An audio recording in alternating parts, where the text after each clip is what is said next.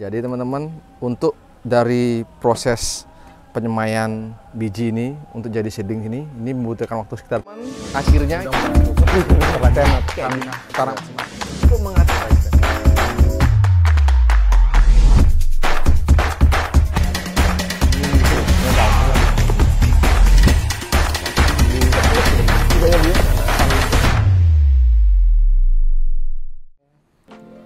Oke teman-teman, nih mumpung ada tilansia yang sebut sarinya sudah matang dan siap dikawinkan atau dijadikan bibit, saya langsung eksekusi aja. Ini kebetulan anaknya yang sudah beranak, jadi ini biarin induknya. Ini kan kita bawa ke sana. Yuk. Oke teman-teman, di sini ada tilansia Robert Grosseteste. Ini salah satu hybrid dari tilansia Capitata rubra dan caput medusa. Kayak gini jadinya. Dan ini tilansia Capitata maya, Capitata spesies cultivar lah dia. Jadi kalau kita mau mengawinkan, gini aja teman-teman, simpel. Kalau kita mau mengawinkan dengan diri sendiri, serbuk sarinya nih bawa ke atas aja teman-teman. Nah kayak gini, kelihatan nggak? Nah ini kayak gini. Serbuk sarinya nih, gini aja teman-teman, gampang kok. Proses penyerbukan di tilansia ini sangat gampang banget. Bahkan di alam liarnya itu tilansia sering dibantu oleh hewan-hewan serangga teman-teman di saat proses polinasi seperti ini.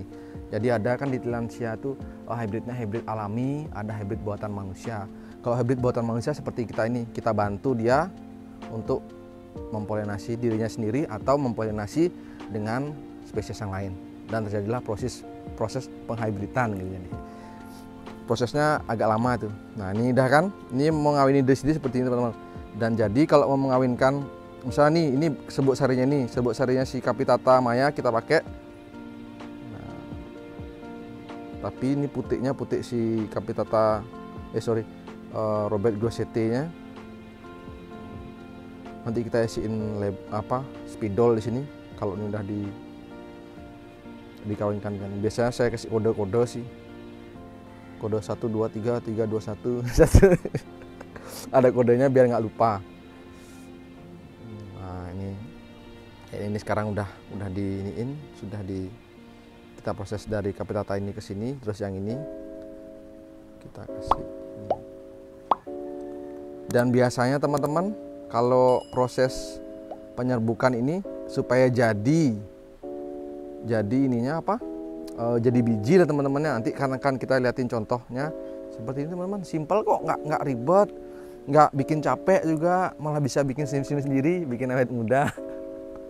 Karena main tanaman pasti ya itulah teman-teman, bikin awet muda karena sering ketawa lah. Ketawanya bukan karena gila ya, mungkin karena kalau gila karena tanaman kan emang lebih keren lah daripada gila karena yang lain kan. Iya. Oke teman-teman, proses polinasi atau mau melakukan penyerbukan sari sudah selesai.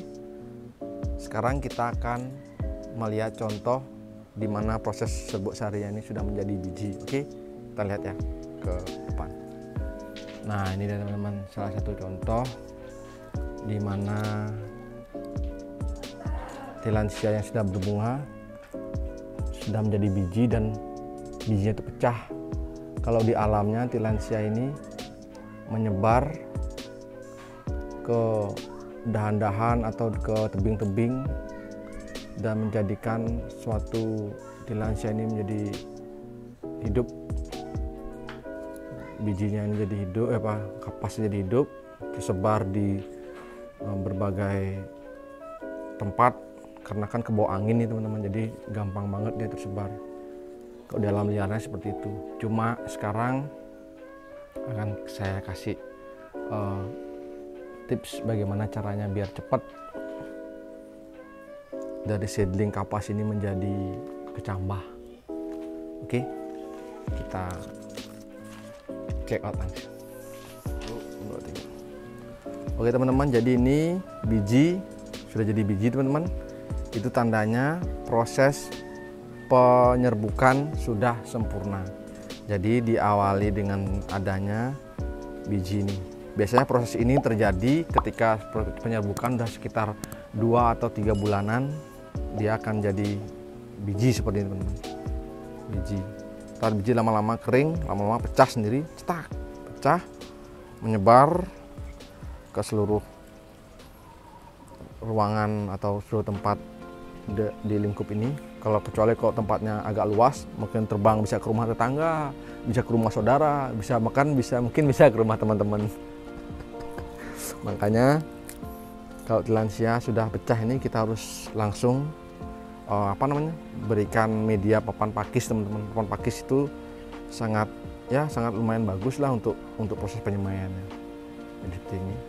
Ini pun sebenarnya bisa kita copel gini teman-teman. Nah, kayak gini teman. Ini contohnya nih. Bijinya kita bisa copel kayak gini. Wih, ini enak nih bijinya.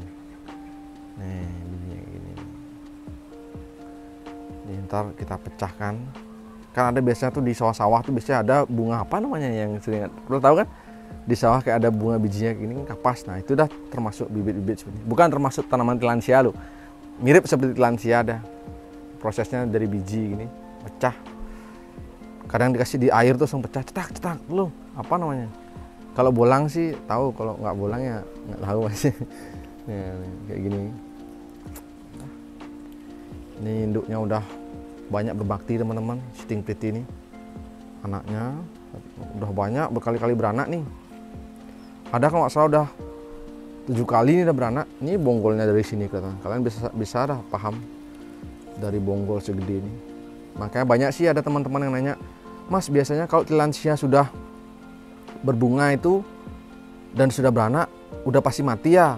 Tunggu dulu, lihat dulu induknya. Kalau induknya benar-benar sehat, jadi nggak masalah mau dia udah beranak sampai 3 kali, beranak sampai 5 kali, bahkan 10 kali pun nggak masalah. Ini sudah lebih dari 5 kali nih saya beranak pinak nih. Ini dari sini kelihatan kan. Teman-teman bisa lihat lah, biar nggak dikira saya omong kosong. Ini saya memberikan bukti bahwa ini sudah terjadi proses panen memanen. Nah, ini juga udah beranak. Jadi ya tilansia itu seperti itu teman-teman. Terus beranak dan memproduksi ketika induknya sehat. Oke, semoga kita semangat memelihara tilansia. Tilansiakan Indonesia.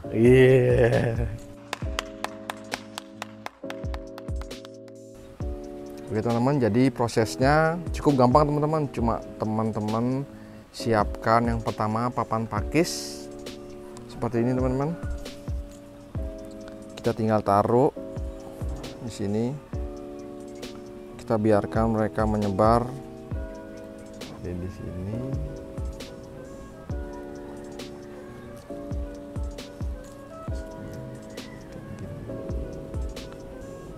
Seperti yang saya bilang tadi teman-teman, jadi penyebarannya kalau di alam itu teman-teman ya, dia terbawa oleh angin dan menempel pada tebing, pada pohon-pohonan lain.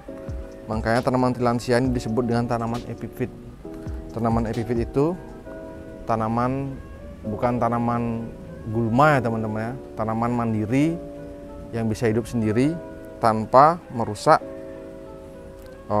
inang yang ditempelkan. Maksudnya inang tuh kayak pohon yang ditempelkan, kayak apa namanya pohon yang gulma yang di pohon-pohon besar ya, gulma ya, benalu, sorry ya, benalu itu baru sangat merugikan tanaman inangnya. Dia nempel di pohon besar, akhirnya selama itu dia menyerap nutrisi pohon tersebut.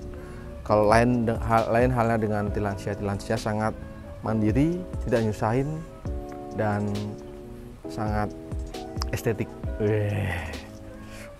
Buat teman-teman yang mau nyoba-nyoba melihara tilansia, disarankan tilansia yang ya kayak Ionantha itu yang baru-baru mulai, itu lebih gampang. Bentuknya kayak apa namanya, kayak nanas-nanasan. Mana? Ini Ionantha. Ini enak nih. Ini saya tempel di kayu gini, udah cuek-cuek aja. Dia bisa hidup. Gitu. Itu murah meriah tuh, 50 ribuan satunya. Nah, kayak gini. Sekarang tahap ininya kita siram dulu.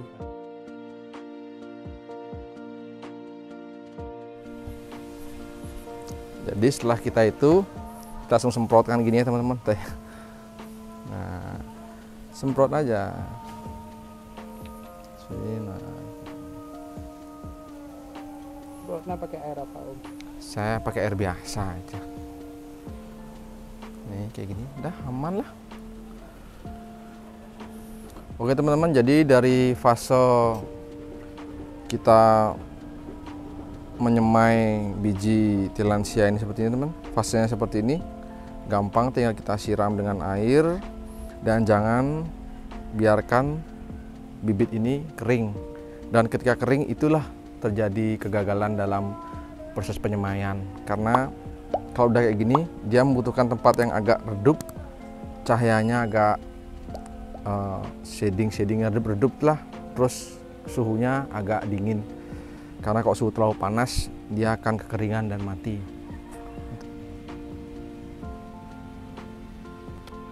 Oke, jadi ini teman-teman, ini proses semai yang sudah menjadi kecambah kecil teman-teman.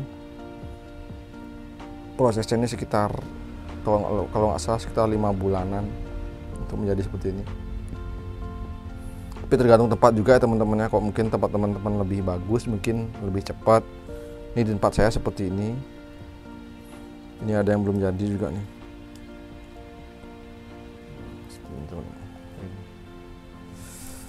Nah ini juga nih ada yang liar nih sini.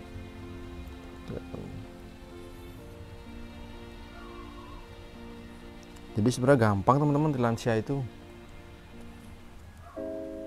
nggak bikin ribet.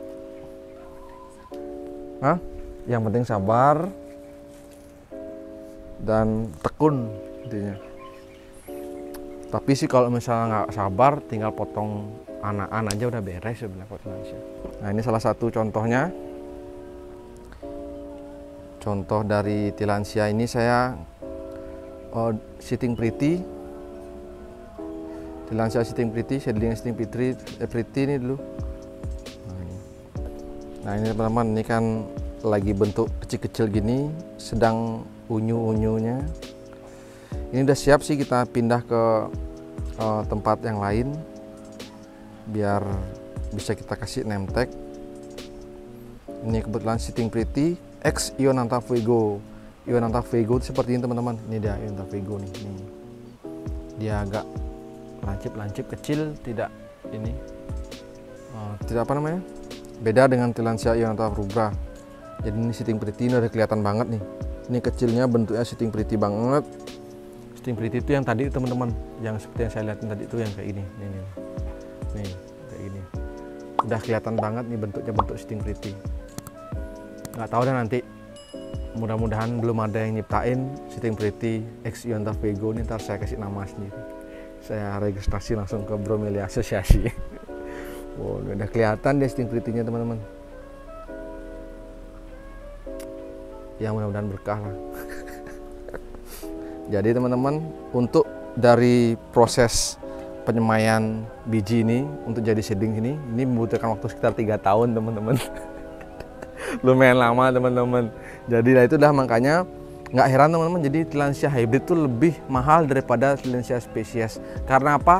Yaitu karena kita membeli waktu dari yang bikin itulah. Makanya nggak heran teman-teman, orang-orang di luar negeri yang di Amerika sana, RFI Rainforest itu yang punya tuh Mr. Paul, dia kan juga lumayan tuh banyak menciptakan hybrid tillandsia.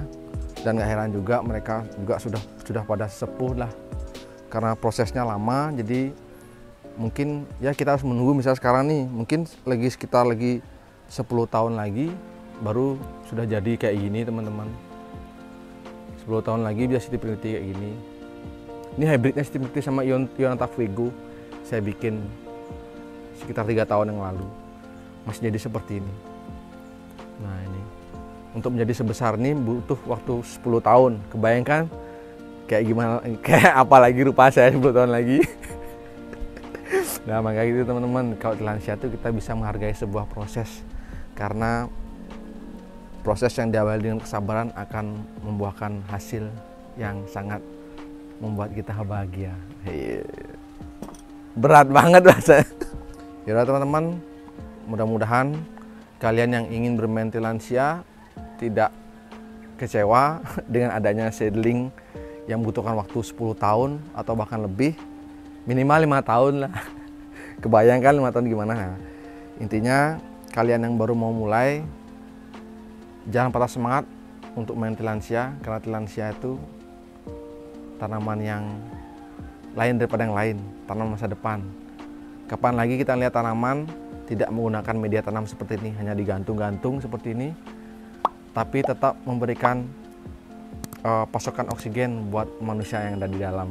Oke. Sampai jumpa di video selanjutnya. Terima kasih.